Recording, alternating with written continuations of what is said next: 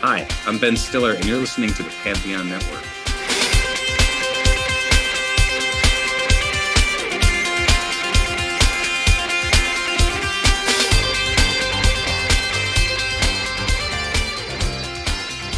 Hey, I'm Nick DiMatteo, and welcome to Season 7, Episode 9 of Music is Not a Genre. Do it with me, MxG. I know you did it with me. I know it was great. Thank you, as always, for watching and listening. Listeners, go to youtube.com/@musicisnotagenre. You get a video for every episode of this podcast. Watchers, go to nickdimatteo.com/musicisnotagenre if you would rather just listen and not look. And everyone, go to patreon.com/musicisnotagenre to support this podcast and my band, Rex Music. Let's not forget our sponsor, Qobuz, Qobuz. It's a high-res music streaming service. You get WAV files instead of MP3s. Same amount of music as Spotify or Apple, and the same price per month, but you get a better quality. You also get editorial content, liner notes, interviews, and more. I recommend trying it out. Let's get right into this episode. This is like take 5 of this, so I am just ready to knock this out. And the title for today's podcast is What's an Album and Why? Part 8, the 2020s and the Next Big Shift. So this is the final installment of my What's an Album and Why series. You know, albums by decade, history of albums, all that stuff. That's where we are. So why do it? And why the subtitle? You know, I debated on whether or not to do an episode on a decade that we're only almost halfway through, but things are happening that lead me to believe that changes are coming, and so I thought it was a perfect time to review the first half of this decade. I'm not confident that the changes that I will talk about later will silence the generational whiners that I talked about in, I believe, episode 1 of this season, who believe modern music sucks and there's no rock and roll and all this bullshit that we constantly hear that really, frankly, annoys me. And I'm kind of surrounded by it because of my age and my demographic. There are so many people who that's all they talk about. Live in the moment is what I can say. But I do believe that there's enough evidence here that all of this shit is cyclical, that whenever we say something is dead, something will never come back, it always does. And so I'm kind of prefacing all that. That's why I called this the next big shift, because I feel that it's coming. And as usual, I'll do a year by year, starting with 2020, going to this year, as much of it as we've done so far. The summary of the year, top albums according to the Billboard charts, notable debuts, other notable releases.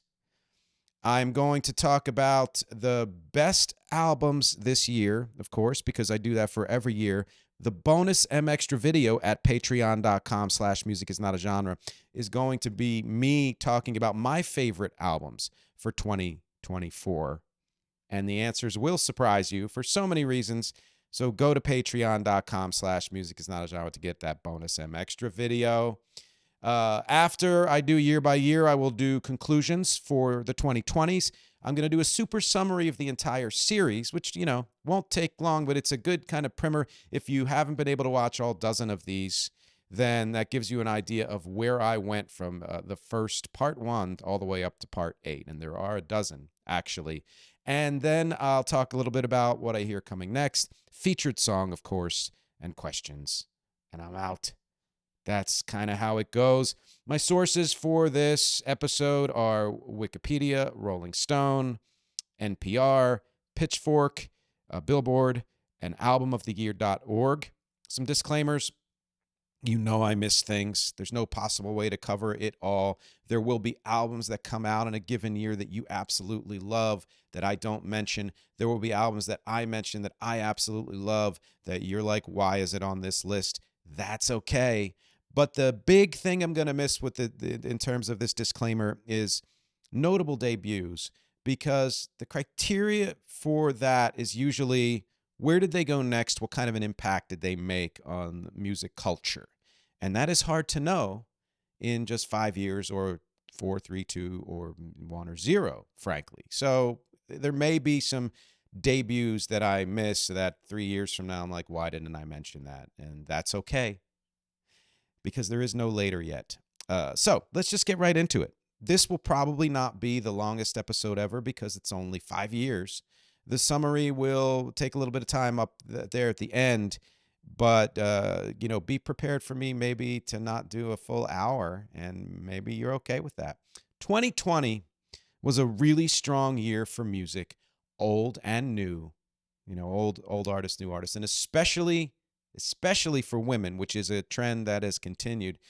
The biggest shift for 2020 is that Billboard started counting YouTube and other video streams in their numbers, which changed it, I think, in one significant way, which is that there were fewer albums to hit number one. And I think that's probably because of how they changed their counting. And it was a good idea anyway, since I think globally that's still where most people hear their music is YouTube. Otherwise, not too much of a change from 2019. Lots of pop, lots of hip hop, the usual artists, a handful of real standouts, which is what makes 2020 or made 2020 such a good year. There were a lot fewer number ones than in most of the 2010s, showing, I think, first of all, a degree of consensus. But again, partly because of how the numbers were being counted and the change in that. But contrasting that, debuts and releases overall were literally all over the place. And literally, I say figuratively, genre-wise, they were all over the place. Literally, country-wise, they were all over the map.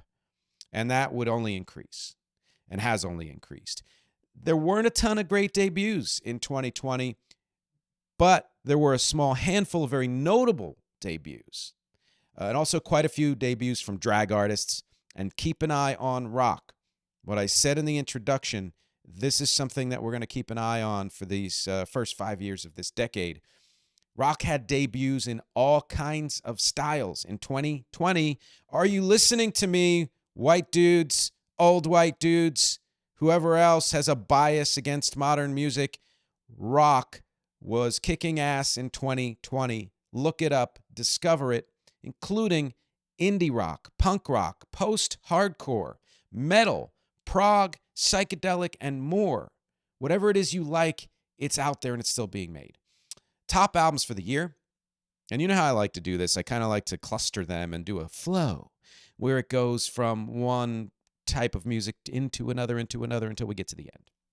So Luke Combs had a number one. So did Kenny Chesney. So a little bit of country here, not much. AC/DC, it was their third U.S. number one album. The others were in 1981 and 2008.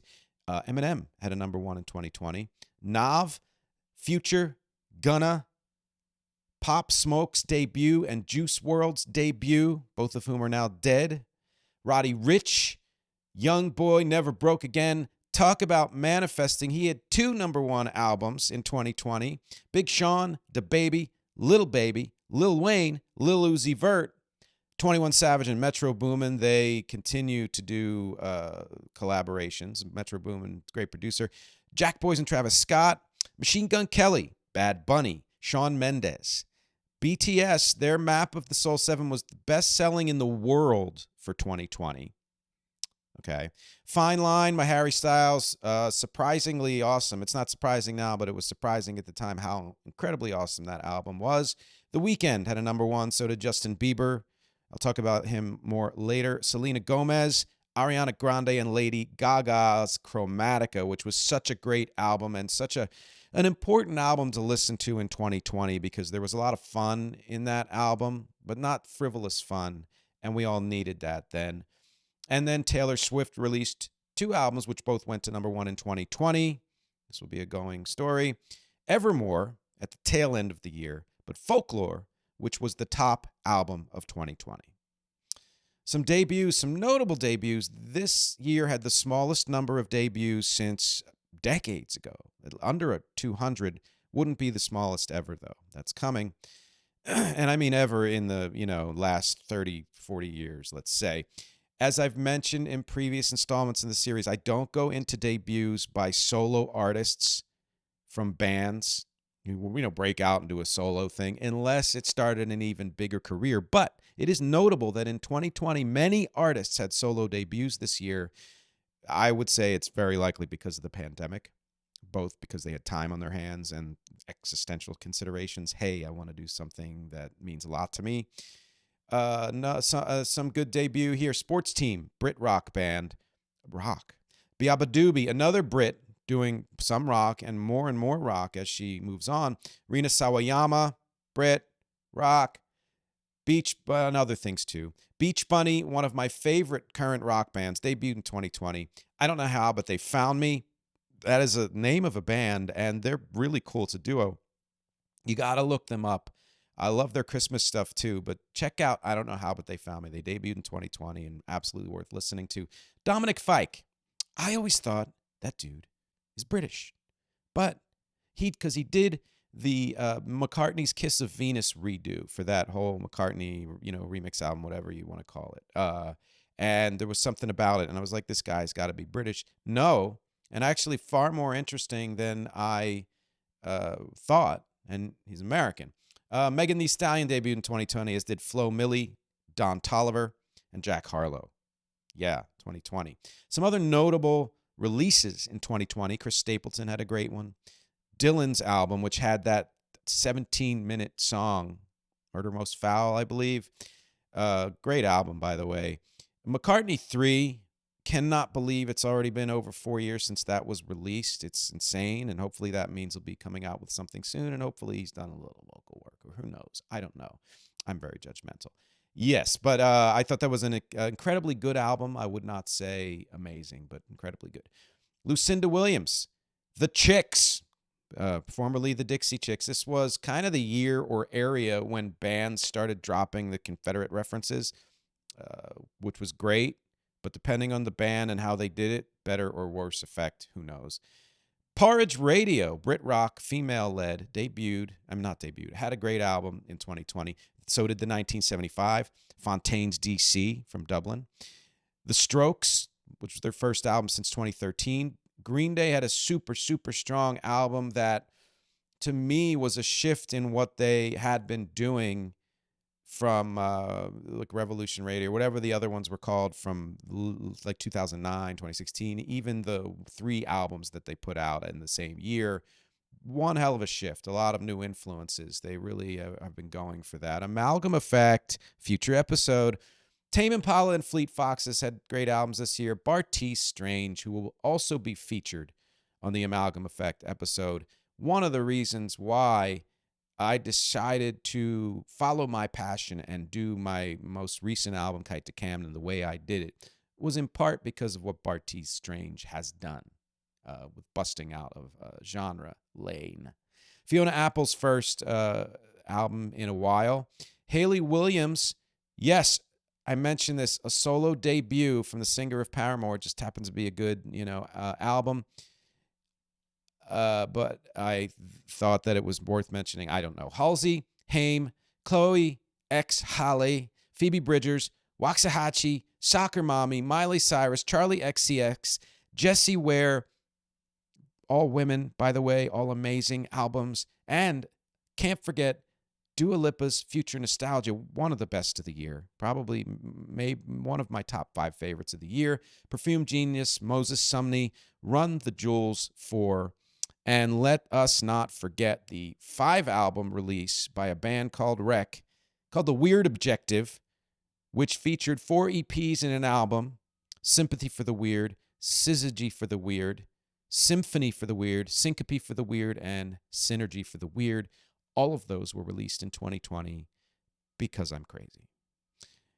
That wraps 2020. 2021, tons of hip-hop this year. I mean, that's true for pretty much every year in the last 20 to 30 years, but even more in 2021. Some notable pop. Quite a drop, though, in the albums to hit number 1, with only 25. Far lower than the top of almost 50 just a couple of years before. Might have something to do with the way Billboard counts. I don't know. But also, I believe, since there was also a big drop in debuts as well, that there were just fewer albums being released in general by labels anyway. And I'll talk about why later on. Again, though, music's coming from everywhere, though Asian countries more than others. Again, lots of diverse rock. I'm going to keep banging this into y'all's heads, all right? Also, quite a few singer-songwriters. Overall, I think not quite as strong of a year musically as 2020, but what can you do? Sophomore slump for the decade. Top albums of the year: Playboi Carti, Kanye, Drake, Tyler the Creator, The Kid Leroy's debut mixtape, J. Cole, Young Thug, Pop Smoke's Final, Young Boy Never Broke Again, the third album to hit number one, Lil Baby, Lil Durk, Lil Baby and Lil Durk, I believe, working together. Polo G. So were they? Does that mean that they're doubly small? I don't know how that works. Polo G, Rod Wave, Moneybagg Yo, DJ Khaled, Bieber's sixth album, I think his most recent. All 6 of Bieber's albums that he's ever released have gone to number one, including in 2021. Summer Walker, Olivia Rodrigo's huge debut, Billie Eilish, Taylor Swift hit number one 3 times with Evermore, Fearless, and the Red redo, the first of many redos. Adele had a number one, which I think was 30. Ed Sheeran, and the tops for the year was Morgan Wallen's album, a man who will not go away. That's mean. Maybe he's changed. Debuts for the year: Samara Joy, that young, amazing jazz singer whose style is such a throwback that sometimes it's beautiful to me and sometimes I wish she was living more in the 2020s. Remy Wolf, Her, Arlo Parks, Rude Boy from Nigeria, 24K Golden, Pooh Shiesty, Lil Nas X, debuted in 2021 with Montero, Pink Pantheress's mixtape debut. And I need to mention this, although not otherwise notable, but I need to mention it, and that is the Irish band Inhaler, which is fronted by Elijah Hewson, son of Bono. And also need to mention Mammoth WVH, which is Wolfgang Van Halen's band, debuted in 2021. And have to mention the Japanese girl group ASP, because ASP stands for Anal Sex Penis, and they debuted in 2021, and wow. Some other notable releases in 2021. Laura Mvula, one of my faves of the entire year of 2021. You got to look up Laura Mvula's 2021 album. Jasmine Sullivan, Lana Del Rey, Liz Phair's amazing freaking comeback. I saw her online special that year. It was pretty great, but the album itself, absolutely amazing. Do never count out Liz Phair. Clairo, also notable. Great album by Japanese Breakfast. Snail Mail, and those are 3 females, solo females with band names. Halsey, St. Vincent, Wolf Alice, Amyl and the Sniffers, The War on Drugs. Prior to the War on Drugs, again, all female-led bands. Mastodon, Foo Fighters, really different and very, very strong album from 2021. Medicine at Midnight. Low, Black Midi, You Want Bizarre? Listen to Black Midi. Good album that year. Matthew Sweet's worthy entry into his catalog. Cat's Paw in 2021. Hope he's doing okay. If you haven't heard, he's had a stroke and he's recovering, hopefully. Casey Musgraves and Little Sims, a British rapper. Madlib, JPEG Mafia, and Nas all had great albums in 2021. Which brings me to 2022. Continued drop in debut albums. Very few notable ones that we know of, again, because the future hasn't happened yet. But about the same for number ones, around 20-something. Further onrush of non-U.S. artists, and again, especially South Korea and Japan. But instead of that all being pop, there's a lot of rock from South Korea and Japan debuting or coming out, as well as rock in general.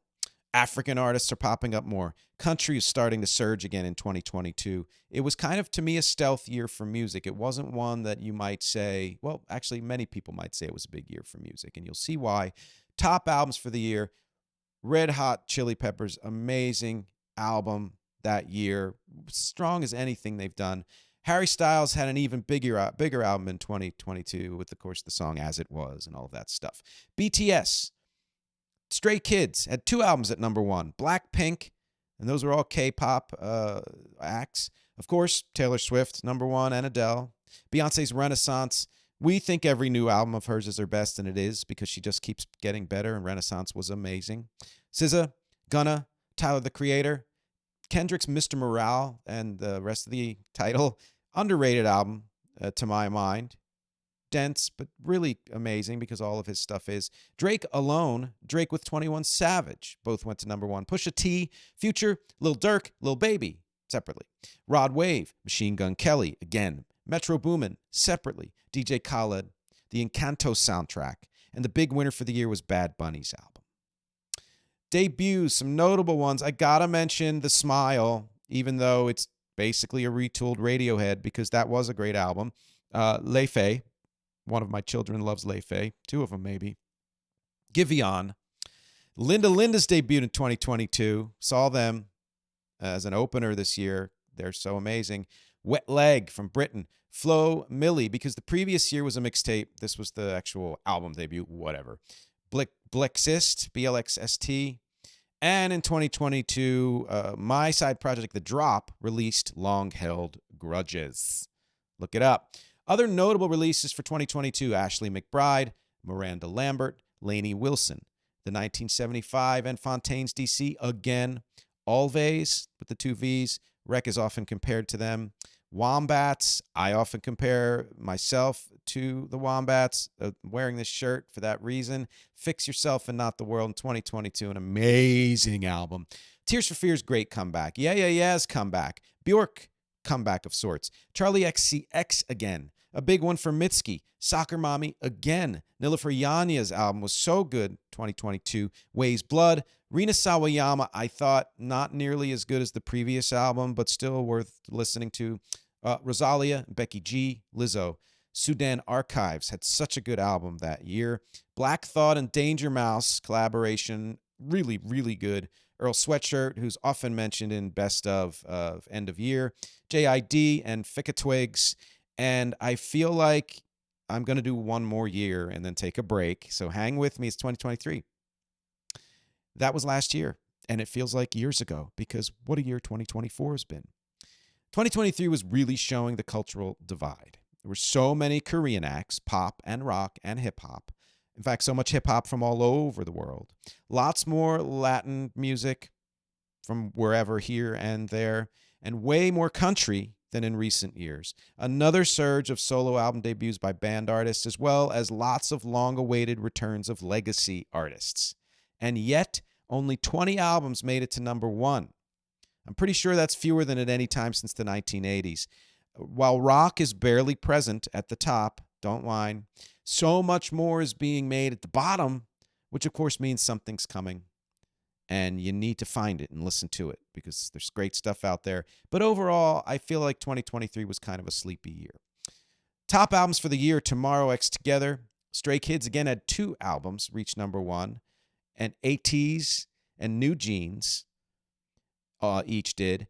And all of those, Tomorrow X Together, Stray Kids, ATEEZ, New Jeans, that they had 5 albums at number one, 4 K-pop bands. SZA, Nicki Minaj, Drake, Lil Uzi Vert, Rod Wave, Travis Scott, Bad Bunny, Karol G, Olivia Rodrigo, Blink-182 had a comeback number one. Taylor Swift hit number one 3 times, including 2 more reboots. Zach Bryan, and then again, number one, tops for the year, Morgan Wallen. Debuts, bit of an uptick in the number of debuts, but still pretty darn low, I think around the 150 area. The official debut of Pink Pantheress, Kara Jackson, Blonde Shell, Kim Petras. Chappell Roan debuted in 2023. Gracie Abrams, Meet Me at the Altar, an amazing post-punk band. Female, amazing. Supergroup Boy Genius. Have to mention this one, not that they've done anything, because their name is Teen Jesus and the Gene Teasers. Why not, right? The biggest note here, all of these notable debuts, women or female-led bands. Other notable releases in 2023, Becky G, Janelle Monáe, which I still haven't freaking listened to and should. Arlo Parks, Jamila Woods, Jessie Ware, Kylie Minogue, never goes away, she's awesome. Kesha, back. Miley Cyrus, Caroline Polachek, Mitski, Paramore, Wednesday, again, amazing rock from females. Low Cut Connie keeps getting mentioned, so I'll mention them here. They're from Philly. Hunter Gex had an interesting album last year. Yo La Tengo. Sufjan Stevens was back up after, I believe, the death of his partner. Jason Isbell, Rolling, has been mentioned several times, honestly, and only just mention him here. Burna Boy, V's, Lil Yachty, Andre 3000's New Blue Sun, technically a solo debut, but whatever. Didn't love it anyway. Skrillex, Dominic Fike had a great album. I should probably listen to that since I'm kind of interested in the dude. Paul Simon, not exactly a comeback, but got lots of press. Still haven't listened to it. Depeche Mode's comeback, which was really good. Metallica's comeback, which was great. Rolling Stones' comeback, which was spectacular. Foo Fighters, wouldn't call it a comeback, but here we are. But in a way it was, because it was after Taylor Hawkins' death, and it was incredible, and they were incredible in concert. Blur's comeback, Everything But the Girls comeback, and then the Barbie soundtrack, which is a great place to stop here for the mid-roll. We have 1 year left to go, which is this year, and then all the rest of the stuff I mentioned at the beginning of the episode. So stick around for the mid-roll. We'll be back in a minute. Hey, thanks for checking out this episode of Music is Not a Genre. If you'd like to learn more about this podcast, if you'd like to learn more about the music I do with my band Rec or any other projects or anything else about me, go to nickdematteo.com. That's Nick, DEMATTEO.com. And everything is there. There's even a link to a merch store where you can get t-shirts and mugs and hats and totes and notebooks and so many other things. I'm always adding new products there. Great way to support the podcast. And finally, go to patreon.com/music is not a genre if you'd really like to show your support. My fans and lovely family there get exclusives and other perks and early releases, and they get to suggest topics for future podcasts as well. Thanks for listening to the mid-roll. Now back to the show. We are back. One of the great things about a mid-roll is that if my framing has changed, because I have to get up and stop things and restart them, et cetera, you won't be able to tell. You certainly can't tell on the audio side, so maybe you're the lucky ones. I have no idea.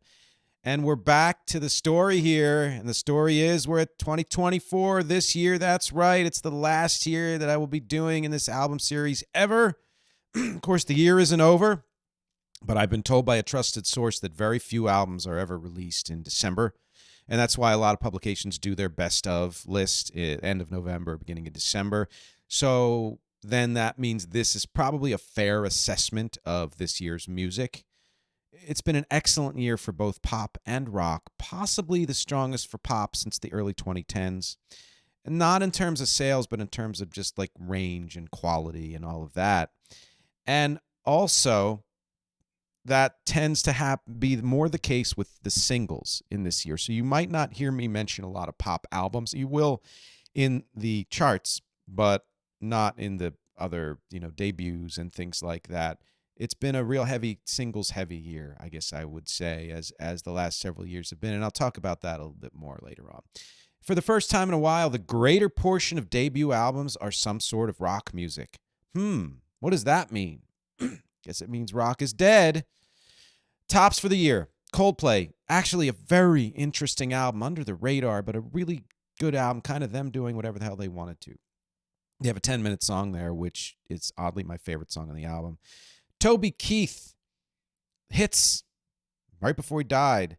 Morgan Wallen, the same album from the year before, was still number one. Jelly Roll at number one. Eminem, 21 Savage, Travis Scott, Yeet, Yee, and Ty Dolla $ign. Of course, Yee is Kanye. It might be Ye. I don't care either way.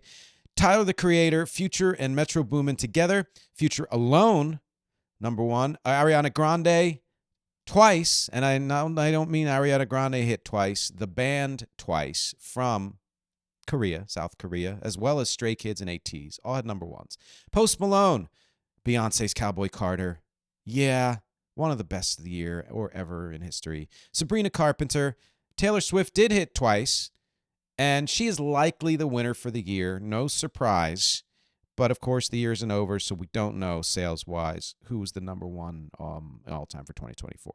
Some debuts, not many, again, to mention here. Baby Monster, K-pop. Tyla, a South African singer. Thames, a Nigerian singer. English Teacher, a British indie rock, debuted this year. Fewer than 100 debuts for the whole year. There may be more, although it's unlikely. It's hard to say which ones I haven't mentioned will be notable. I mentioned that before. And the only other thing I'll say about that is if for some reason these numbers change drastically and or I find better sources, I may do a follow-up episode or may put it in a catch-up episode in the future. Other notable releases this year, Mdu Mokhtar keeps getting mentioned. Nigerian Tuareg rock. So I wanted to mention him at least once. Kendrick Lamar just released an album, and I haven't listened to it yet, but I hear it's really good and different from Mr. Morale. Vince Staples, LL Cool J, Tierra Whack, Charlie XCX, and the remix version of Brat. Shakira, Mabe Frati, who I just saw in concert, a cellist, very cool, and a singer. Kim Gordon from Sonic Youth. Billie Eilish, very strong album, different. St. Vincent, Waxahachie, Miranda Lambert, Casey Musgraves, Adrian Lenker, Laura Marling, Kim Deal, Jessica Pratt, Beth Gibbons, Hooray for the Riff Raff, Manic and Pussy, all women, all put out great albums this year. Mount Erie, very depressing, but interesting. Listen to it. John Cale, back. Jack White, Vampire Weekend, back. Fontaine's DC, again, mentioned in notable releases for the year. Idols, also from the Isles. Green Day, an absolutely incredible album. The Smile, another good album. Opeth, pretty heavy music, as well as Blood Incantation. The Cure's come back. And lest we forget, Wreck put out Kite to Camden just recently. Just did an interview about it. I'm going to make clips from that interview. You're going to hear a lot more about it and what happens with the album, as well as, of course, the music. Get it on recarea.bandcamp.com. And that brings us to the end of 2024 and nearly to the end of the albums by decade and by year series. What's an album and why? So conclusions for this decade. There hasn't really been a bad year for music this decade, nor is there ever really a bad year for music, let's be honest. Each one has been more different than it would seem. There's been a lot of shifting and changes, and I think that's partly because the pandemic threw everything in upheaval. The social and political climate is crazy, so that just makes everything kind of tumultuous, you know. International has ruled the day and continues to, and is even more ruling the day now, especially South Korea, any Spanish-speaking countries and artists, and African countries. Those are the big ones, and Britain, but you kind of can't count that. Fewer releases are rising to the top. The dominance of the few is less, to me, about the consensus of the many than it is about a broken capitalist system, which we mentioned a little in last week's episode with Steve Erickson. And what I mean about that, and it's the same, there are way fewer debuts as well as way fewer albums rising to the top. And it's because why? There's not enough money to go around on any front for anybody at all. It's all being hoarded. And all of the big companies are banking on established stars, which they always do, but more now than ever. Just read an article about how hard it is to make money as a touring act or in any capacity as a live act. And it's even harder, I think, to make money as a recording artist. So, you know, this is not an issue with the artists themselves or even you or even us as listeners. It has to do with the top-heavy, deregulated system that we're living under right now. Though indie acts are stronger than ever across the genre board, so that's a positive. That means that there's a fight happening from below that's already started, mirroring politics, because the same is happening in politics and social climate and all of that. Who knows how long it will take for this fight to really change things for the better, but we know that there's a lot of good music out there that isn't being heard, so please seek it out. Another thing this decade, the silencing of silence, I like to call it. I did an episode on how low downbeat music has been, pop music in particular, in the last several years, Jack Antonoff productions and stuff like that, and mentioned how it's even sleepier than it was in the soft rock era of the 70s. And I have found, since I've done that episode, which I think was a couple years ago, that in the last couple of years, you start to hear more pop acts showing more dynamic range, which is leading to more inclusion of, weirdly enough, guitar solos, other rock elements, and rock in general. And again, I'm not playing favorites. I love pop music. I love hip hop. I love R&B and any electronic music, any kind of dance music, whatever. But I also love rock music, and it's nice to see as great a mix all across the board, top and bottom, as possible. So it's nice that there is a shift happening in music. And my wife said the same thing. She and I are starting to hear more influences than the, sleepy kind of mix of 80s with 70s with 2000s, let's say, pop music. And that range of influences is slipping more into pop stars and beyond. A perfect example is how much more dynamic range Billie Eilish's new album has. It's just got more energy on there. There's a little more fun, and it's not to denigrate the, darker stuff or the dreamier stuff or the more melancholy stuff that she's done. I mean, that's how she made her name in Phineas, and it was great. But I find it to be a little much all at once. To have a mix like she had on the new album is showing a lot of promise of range and diversity that I think will be coming from many artists in the next few years. In fact, lots of previously mellow pop artists have been stepping it up in the last couple of years. Biab Doobie is one of the first to do it. And the surge of brand new and legacy rock acts is not surprising to me. But my prediction is the big shift is that in less than 5 years, everybody's going to be talking about how rock has made another comeback. You've heard it here. You heard it here maybe first. So slow down, settle down, and be patient, you white dudes. As for the album as art, as I mentioned in the last installment of this series, more artists from all genres are reconsidering it and thus creating works that are more than just collections of songs. And has happened for a very long time. Much of that kind of creation is going on in hip-hop, like Tyler, the Creator, etc. Those genres like metal and prog, of course, almost always go in that direction. So you can count on them. It's one thing that inspired me to reconsider how I make albums. The KITE to Camden has a much higher concept, let's say, than the Weird Objective from 2020, in the sense that each one of those was programmatic, so that was a concept. But those 5 releases all had a theme to them within themselves. But the overall idea was just to go everywhere. Whereas KITE to Camden, it tells a story, it has a through line, it flows, etc., etc. There's a much higher concept there, and I think you're going to love it if you haven't heard it yet.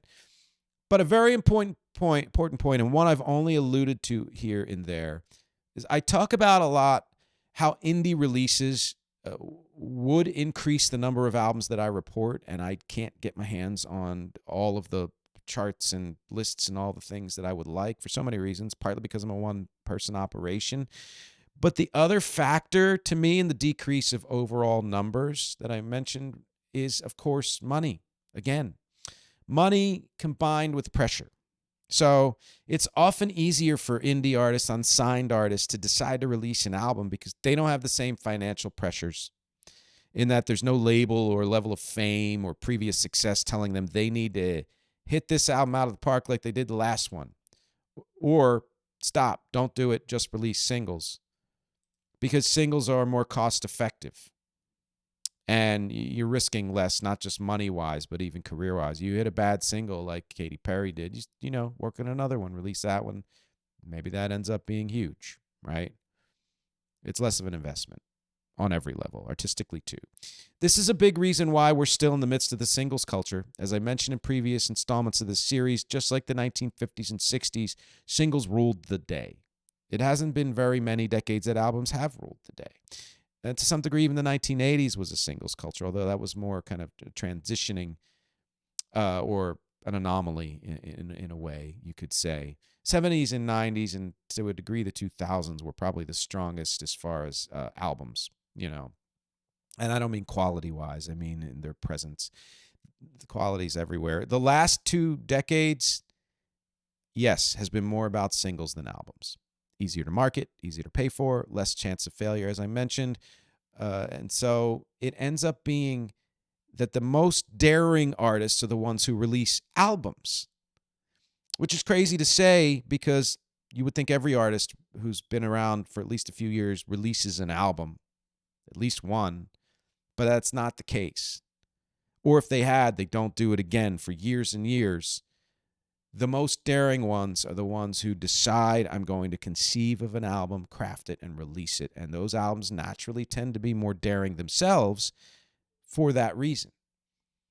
Excluding legacy artists who do whatever they want, and that's wonderful. Newer artists who rely on singles may not have the backing or the material or the daring to release a whole album. Could be any of those things. And if and when they do, it often ends up playing like a collection of singles anyway. So kudos to those artists who have enough of backing, or even if they don't, they have enough material and daring, creative spark, the vision, the desire, focus, the energy to put together a full album that plays like a complete work. I just feel like that's one of the most important things. Which brings me to what my bonus MxG video is about at patreon.com/musicisnotagenre. It's my album picks for this year. Spoiler alert, they'll be very biased. They'll lean towards those artists who are daring. That's why I mentioned it here. But before we get to the end of this episode, let me do a global summary, because I gotta say it's one of the things I'm most excited about, and some general conclusions for the entire series. Far more debut albums and albums in general released every year. It's just hard to find those because those lists are almost always focused on label releases. And honestly, one of the things I discovered through this series, among others episodes, is that there's not as much compiled research out there as you would think. You would think everything's online. That's not the case. I've said this before. There are numbers and other results that I'm having a really hard time finding, and do not myself have the time to dig any deeper or to do it myself. Although, support me and I will have that time. I'll even hire a team to do it. So it's important to look beyond everything I said in all 12 parts of this series and explore indie artists, or even mainstream label artists I didn't mention who have kind of fallen off the radar for one reason or another from any year, any decade. So what did I do in this series? What's an album and why? For those of you who haven't seen or heard all of the episodes, all dozen, I started with where the idea for albums came from. The 19th century, early 20th century. The birth of albums, first as a commodity in the late 40s into the 50s and part of the 60s, and then as a work of art as the 60s wore on in the 70s. The rise and fall of albums, both as a commodity and as a work of art. Significant changes in how albums have been packaged, presented to the public, formatted, considered. Those are all things I've covered in this series.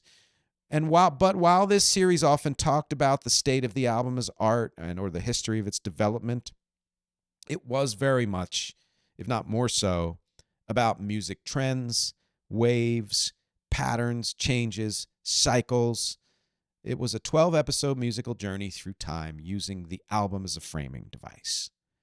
So you get more than just talks about albums. It's a lot of material. I hope you got out of this series as much as I put into it.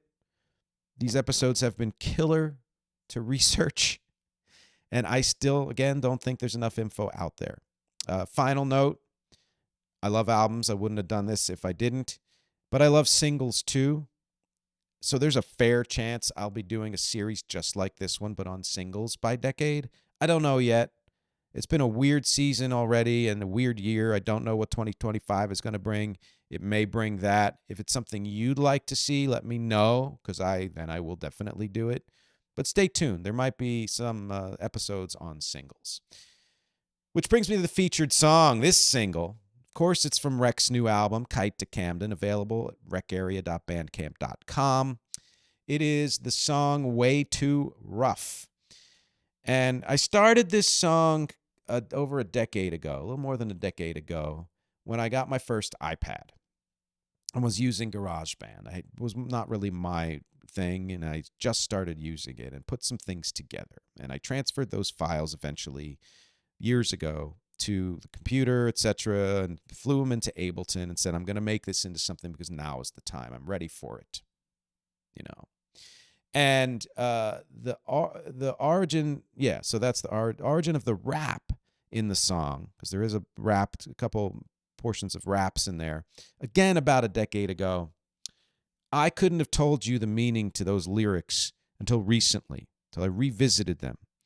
And the meaning was a direct response to some couples therapy that I had gone through with my ex-wife a couple years before that was very, it didn't go the way I wanted it to. And if you listen to the rap lyrics, you may understand what happened there. I don't want to get too personal for various reasons, but that's where that comes from. And so I took that as a jumping off point, and in this past year wrote the rest of the lyrics that had to do with it's way too rough. What is way too rough? The relationship? Yes. But predominantly what's way too rough is the waiting, is wondering if we have it in us to fix it, or is it going to work? What decision I should make. So that was really what way too rough was referring to. And you're going to hear that in just a minute. I think you'll enjoy it. A good friend and colleague of mine said it should be the single off the album. I haven't released that yet because only 6 songs from the album are streaming.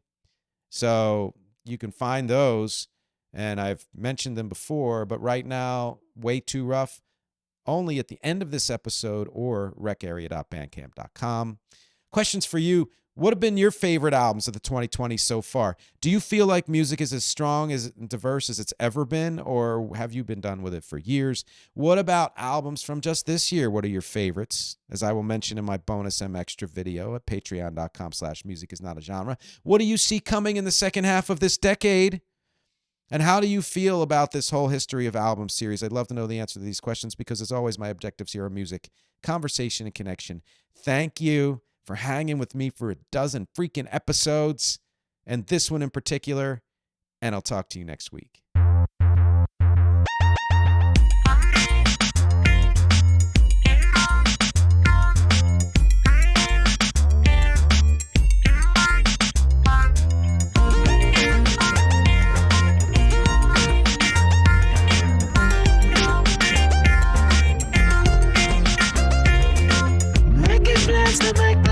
Probably make a mess, or to give it up and go back to bed. And I doubt all the time I've got nothing much to confess, and I'm stuck so inside my head. Hey, hey, hey, do you think I should wait till everything gets great? Do you think I should wait? Don't wait too rough. What are all the hands waving all up in front of my face? Will it fall apart? Is it too late? I'm hanging back till the feeling's gone. A blasé attack when I'm good to go. Something around here doesn't feel right. Jump at the sound, hear a trap shut, steel tight. 2 hard hands, eyes open very wide. Can't understand why you're on the wrong side. 2 years and then nothing to show for. Left it open but I should've had a closed door. Now I'm back where I started and it's not enough. This shit is way too rough.